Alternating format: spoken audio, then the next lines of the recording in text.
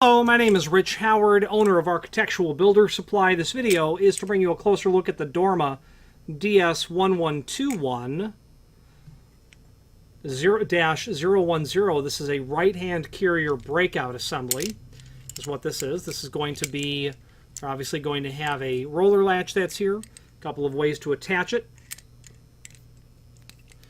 And this video is really to serve primarily as visual and dimensional evidence of the item.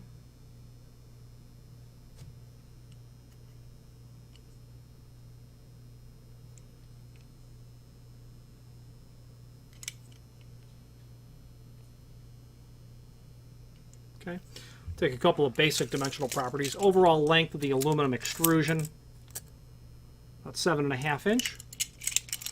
Overall width, about 1 3/8 inches. And overall height of the body itself, about 1 1/4 inches.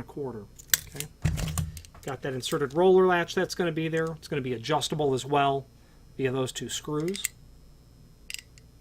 Okay.